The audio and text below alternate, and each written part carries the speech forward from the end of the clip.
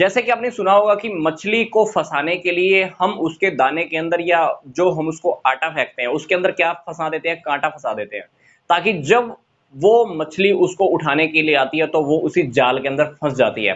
मतलब मछली को दाना चुगने के लिए हम लालच देते हैं और उसी लालच में आकर वो जाल में फंस जाती है। इसी प्रकार कुछ एडवर्टाइजमेंट ऐसी होती हैं जो प्रलोभन दिए जाते हैं, आपको लालच दिया जाता है ताकि आप उस प्रोडक्ट को खरीद लो। तो इस प्रकार के एडवर्टाइजिंग को हम बोलते हैं बेट एडवर्टाइजिंग। यस, बेट एडवर्टाइजिंग का मतलब होता है प्रलोभन देने वाले विज्ञापन। लालच देकर प्रोडक्ट खरीदने के लिए आपको अट्रैक्ट किया जाता है, आप प्रोडक्ट को खरीद लो।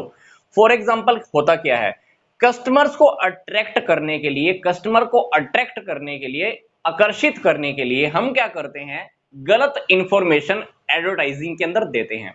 फॉर एग्जांपल कंपनी ने एडवर्टाइजमेंट की कि हमारे कंपनी के प्रोडक्ट का प्राइस कम हो गया है या इस प्रोडक्ट का प्राइस कम है, तो हम क्या करेंगे, उस प्रोडक्ट को खरीदने के लिए उस कंपनी के शोरूम पे जाएंगे। प्रोडक्ट को खरीदने का लालच तो हमारे अंदर आ गया, प्रलोभन सामने वाली कंपनी ने दे दिया, एडवर्टाइजमेंट देखी और हम फंस गए। हम क्या किया, हमने उस कंपनी के शोरूम पे गए। किस वजह से, क्योंकि उस कंपनी के प्रोडक्ट का प्राइस कम है। पर हुआ क्या, जैसे ही हम उस कंपनी के शोरूम पर जाते हैं, हमको प्रोडक्ट मिलता तो है कम प्राइस का, पर कम प्राइस के अंदर जो प्रोडक्ट हमको खरीदना था उसकी क्वालिटी बहुत घटिया होती है। यस, घटिया क्वालिटी का प्रोडक्ट कंपनी ने प्रेजेंट किया था, जिसकी एडवर्टाइजमेंट उन्होंने दी।